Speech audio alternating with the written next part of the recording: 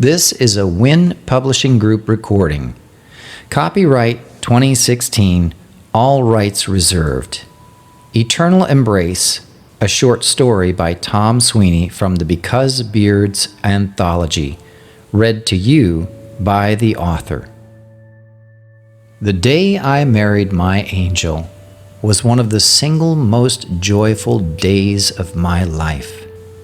My mother wouldn't stop crying. She repeatedly told me how proud my father would have been of me. My new wife shed a few tears too.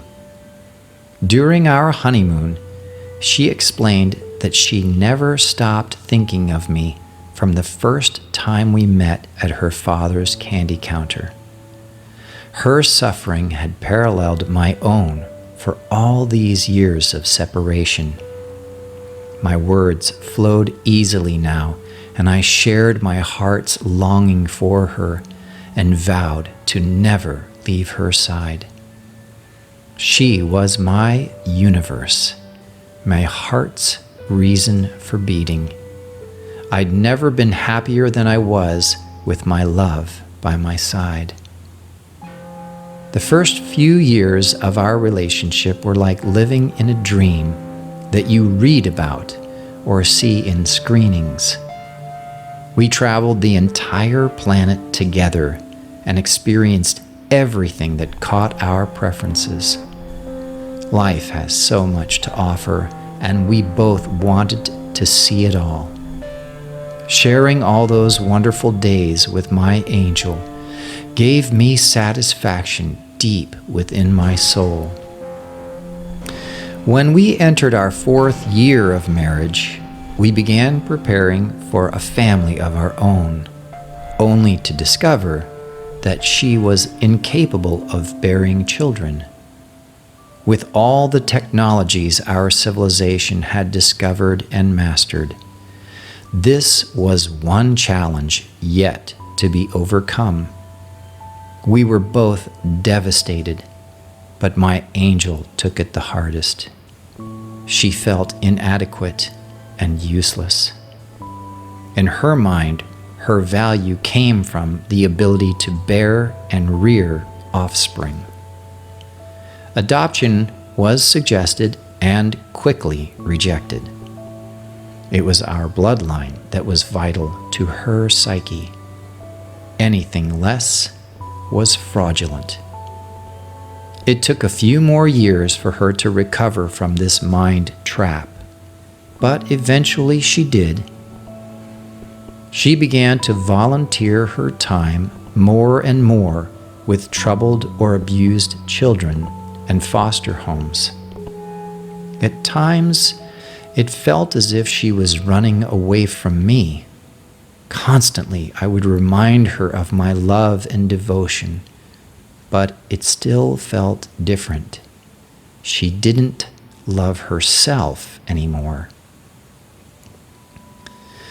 Our marriage settled into a comfortable routine of busy work and avoidance for many years, with occasional blips of happiness, but never the untethered joy and bliss we had in the beginning. As the decades flew by, we barely noticed the changes occurring in our bodies until my mother passed peacefully in her sleep. That moment jarred me out of the hypnosis of comfortable sameness I'd entered. I decided that moment to win my soulmate back and engage a campaign of relentless, unconditional love immediately. I showered her with affection and attention, performed extraordinary tasks of devotion, and made passionate love to her at every opportunity. The secret I discovered was that if we acted like we were in love, we found ourselves in love, meaningfully. It worked. She slowly began to brighten the rooms of our homes again with her smile and laughter.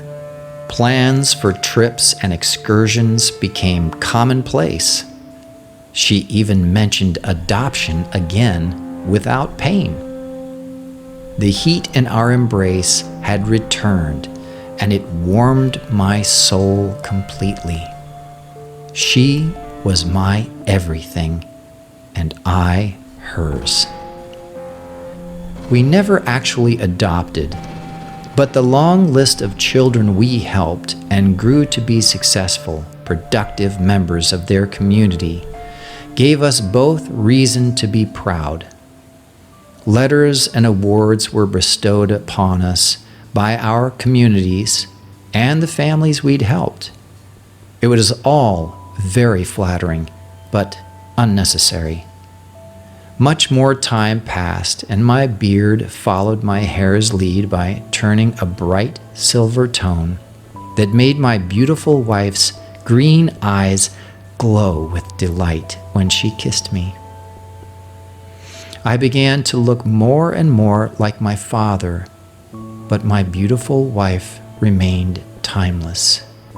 She made me smile every morning when we woke together in the gathering daylight of our twin sons.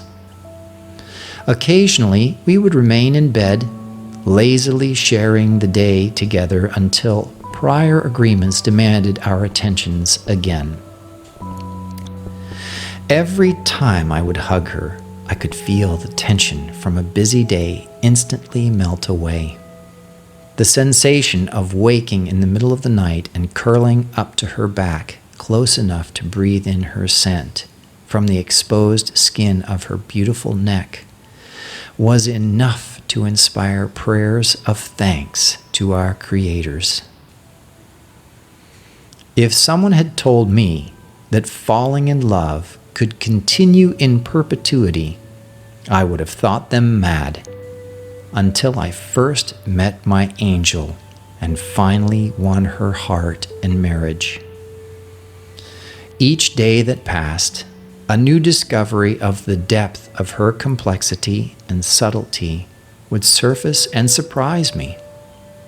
How could I have lived so closely with this gorgeous woman and still feel that I only know a small part of her?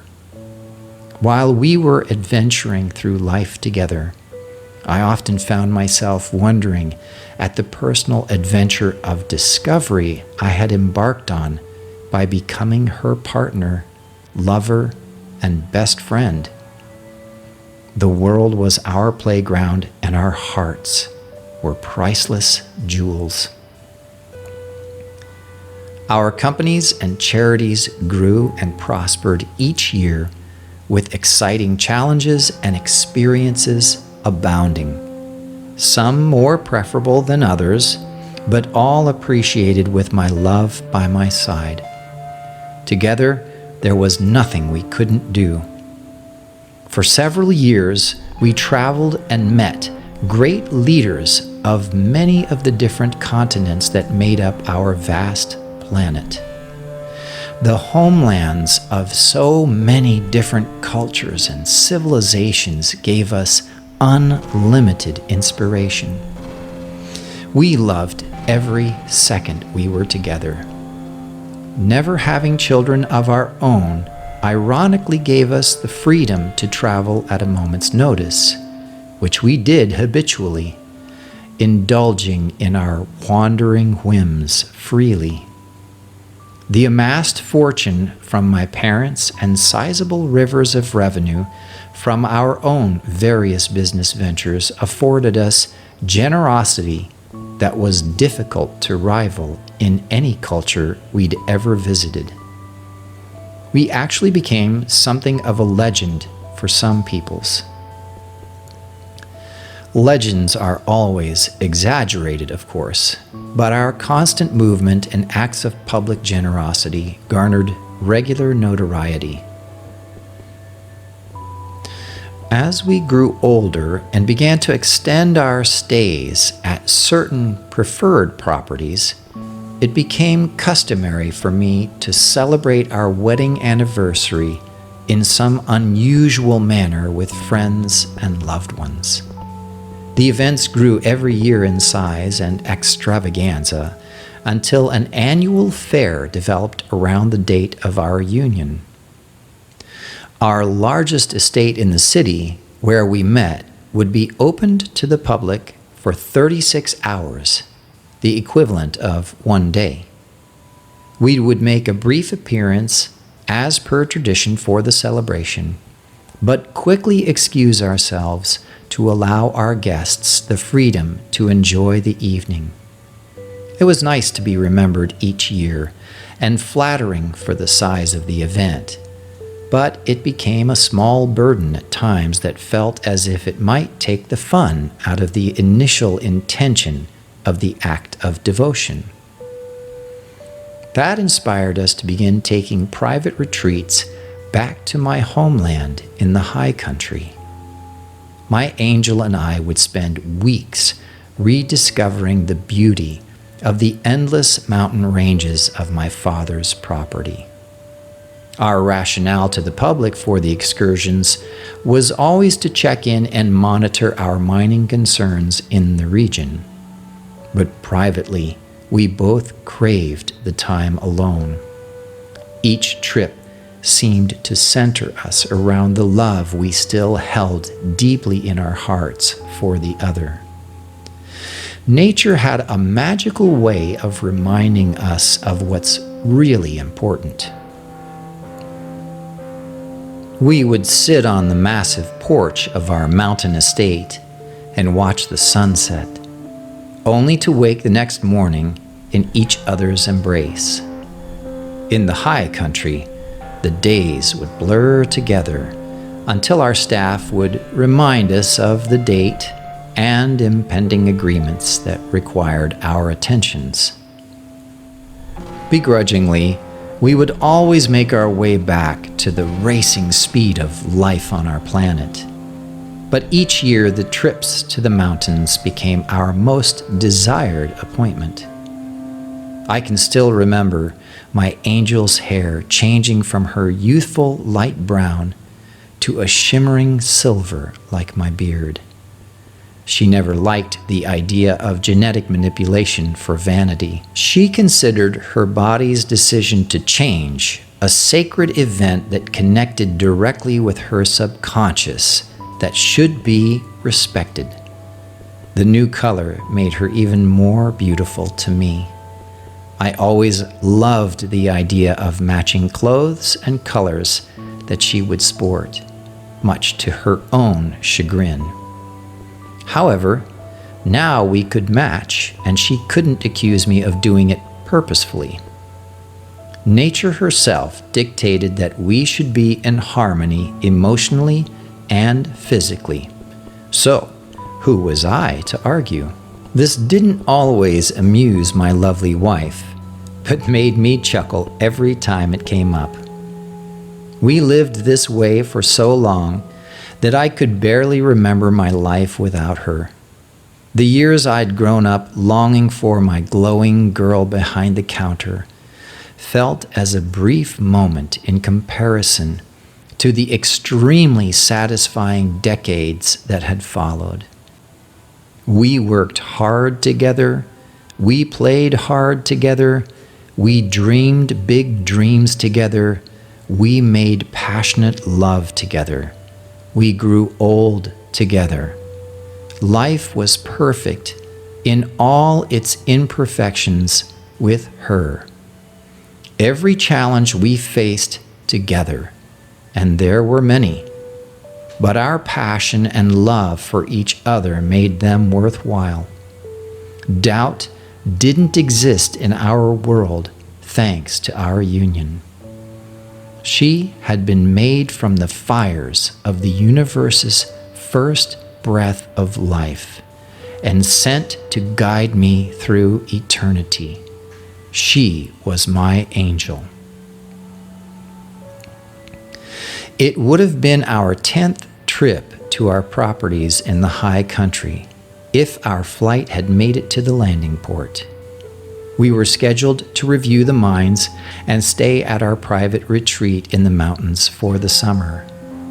It was a pleasant reprieve from the bustle of the giant city that had grown so large over the decades.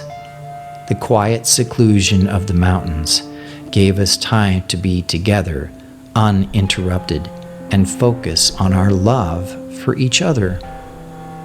This was a hard-earned habit that we developed over the years, especially when so many distractions can be entertaining and tempting. My angel was always my primary focus, and me hers. So the decision for the repeat trip was easy to agree on. Unfortunately, the malfunctioning engines had other ideas for our trip and drove us headlong into the side of one of the famous peaks of the region. I'll never forget the look on my angel's face as the plane plummeted to the ground. She looked serene, almost peaceful. Holding her hand, I leaned in to kiss her face once more in those final seconds, and we stared into each other's eyes for as long as we had left. There was a huge cracking sound and a force that knocked the wind out of me. Then suddenly I was blinded by a bright white light that burned through the core of my being. Colors slowly began to dance around me in vibrant streams of flashes that raced by. I was moving, but couldn't see to where.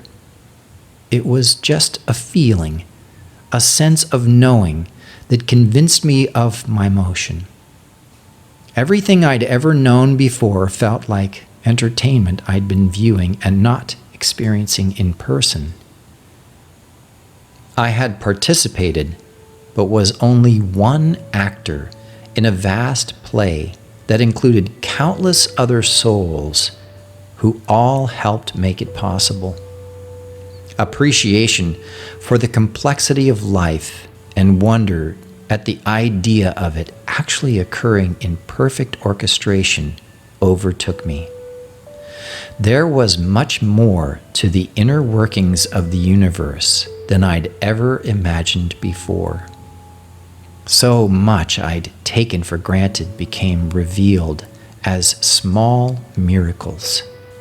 A burst of energy pulsed through me suddenly, and the wonder of creation filled my awareness. Everything, people, civilizations, planets, stars, singularities, galaxies, the entire universe and beyond. Time became a construct I could manipulate with just my thoughts. I could see the past. I could see the future. All answers rushed to me, uninhibited. I was in bliss. That's when I felt it, the pull. It was calling to me like a whisper in the rain. The dancing lights around me sped up and grew brighter, blurring together as I flew through infinity. My heart knew what was pulling me, and I knew it was good, so no restraint was offered. The joy of approaching the calling was building inside the center of who I was. There was no doubt that love was at the source of this message. Compelled to answer, I moved faster. It was my angel calling. When I reached her, the familiar feeling of her surrounded me. Pulling her into me, I encased her in a protective cocoon of love and swirled through space and time, satisfying my unquenchable need for her presence. Over an undefinable amount of time, things became more focused. There were lines now instead of blurred colors, and blotches of darkness separating them.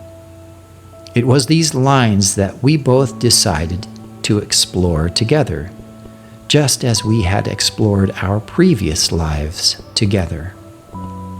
With my angel by my side, I could go anywhere and do anything.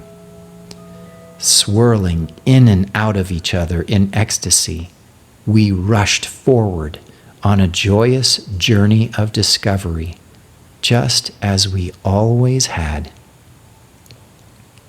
Holding on to each other through each new cycle, we searched the universe for its undiscovered secrets. The lines became visions of beauty and wonder that we marveled at for eons, never boring of the infinite possibilities that unfolded before us. We had become joyous wanderers and explorers of the infinite. Then came the moment my angel consciously decided to take shape. There was a pull inside me again, and I felt her desire. Always the doting lover, I joined her in adventure. If we're together, I'm willing to follow her anywhere. It took a considerable amount of focus for us both, but there was no rush since time had no sway on us anymore. We swam through space, spinning close to each other, basking in the warm glow of a nearby star. The newcomer offered its warm yellow rays of love to us as we spiraled through the void. I could see my lover's colors begin to take shape. The beautiful glow of her green rushed into my view, accompanied by a deep blue that took my breath away. She twirled for me to share her new experience as I viewed her with the familiar silver glow and my heart full of love. She was glorious to witness. The long arc of her horizon and the deep blue of her oceans, the bright green of her vegetation and the glowing white of her clouds. I was mesmerized by her once again. Not long after, she shared a feeling of life with me from inside her. Miraculously, something had joined our journey and taken hold of her presence. My angel finally had children of her own, teeming all over her surface and in her depths. The impossible had come true, and we both shouted with joy from our hearts. My lovely bride was a mother, and I was a father, pushing and pulling lovingly on her as we sped through space, dancing in spirals around each other, while she continuously gave birth to more and more souls. Each and every child that joined our journey added to our happiness as we raced through time and space, holding each other in our eternal embrace. She is mine, and I am hers forever. This is the end of Eternal Embrace, a short story by Tom Sweeney. I hope you enjoyed the story, and be sure to subscribe to this channel so that you can be updated every time a new story is published. Thanks for listening.